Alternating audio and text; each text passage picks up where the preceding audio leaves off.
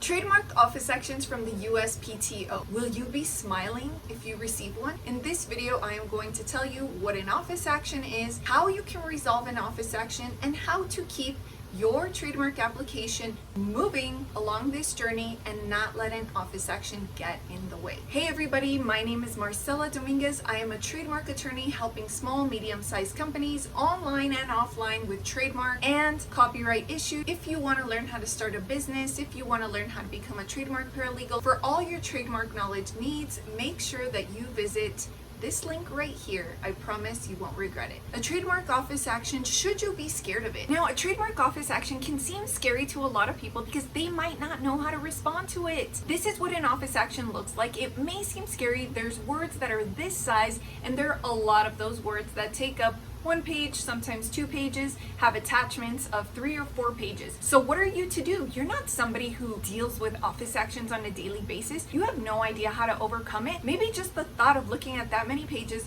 with that size of wording is enough to overwhelm you and make you realize that you probably should move on and leave an office action to yours truly. Send me an email. It's always free to do so. Scroll down into the description because I'd be happy to help. So although an office action can seem really scary to a layperson who may not be experienced in dealing with them, an office action is simply a letter from your trademark examiner letting you know what needs to be fixed in your trademark application. Once you receive an office action, your application remains at a standstill until you correct the issues. It will not move forward in its journey until you correct these issues. Number 2, can you overcome an office action? In overcoming an office action, I think we need to break this down into 2 parts. 1, can you overcome an office action with the help of a lawyer? Well, of course you can if it's somebody who's experienced and who has done that many times before. Now, if you go through the playlist on my channel, you will see that we have taken care of office actions many times in the past. All types of office action, from very easy to very complex and complicated issues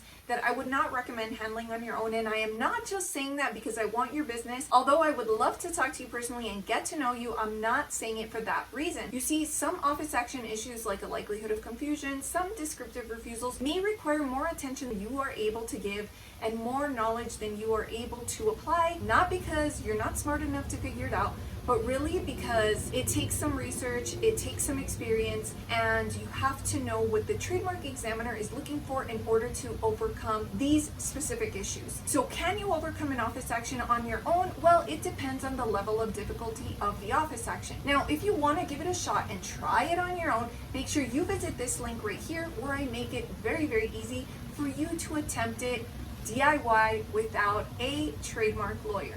Now, if you decide in the process that you do need help because you realize this is just not your cup of tea, then make sure you scroll down into the description. My email is there. It's always free to send me an email. But to answer your question as to whether it's possible to overcome an office action issue, it's definitely going to depend on the level of difficulty and whether or not you're able to give the trademark examiner exactly what they are looking for. Now, there are some issues that even attorneys will not be able to overcome. So I'm glad you stayed until this point in the video because I want to let you know that if you want to explore that super tough issue, if you want to learn more about that issue, make sure you watch this video right here where I dive deeper into that specific issue, which applicants hate so much and even I hate so much. So there's only so much that we can cover in this video, but that video definitely goes into more depth if that is the specific issue you are facing in your specific office action. And in this last part, we're going to cover how to keep the trademark journey moving forward and not let an office action get in the way. Well, in order to do that, you want to answer an office action as soon as possible. You see, I told you that your office action is going to stay at a standstill if you don't respond.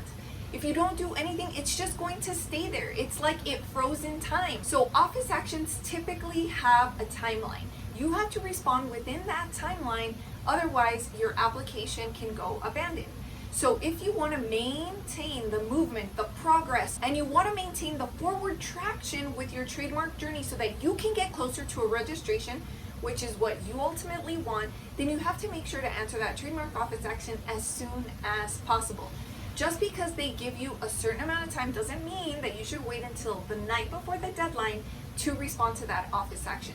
The sooner you can get on it, or the sooner you can have yours truly get on it, the better. And like I said before, you can send me an email so that I can analyze the issues in your office action. I'd be more than happy to help. Now, if you want to take the DIY route, don't click off. Make sure that you have a pen and paper and that you visit this link right here because it's going to come in really handy if you're just a DIY type.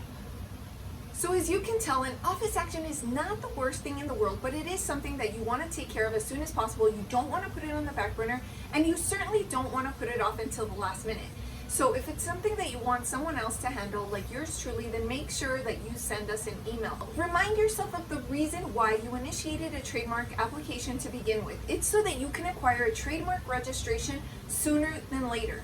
I know that as a business owner, sometimes it's easy to put certain things at the end of your to-do list because you don't know how to address them. It might take a little bit more time to research the issue and figure out how to respond to it. But sometimes the tasks that we leave to the very end don't get completed. They just keep getting pushed further down and further down and further down. So if you know you're that type, please don't do that. Remind yourself of why you started this process to begin with. You want a registered trademark sooner than later, and that is my philosophy as well. My goal is to get you that registered trademark, and you can go to MARCELLA TM and see the number of clients that we have helped achieve trademark registration. Please don't procrastinate because I know that you have a goal in mind and I want to help you achieve it. Again, don't forget to watch this video if you want more detailed information about some of the issues that can be in that office action. It's a great follow-up to this video so that you can be more involved in what's actually going on. And by the way, say hello in the comments below. All you have to do is include a little emoji with a waving hand so I know that you're watching and that you're paying attention to this content that I'm sharing. So if this content was helpful, just make sure that you leave me a waving hand down below or a smiley face.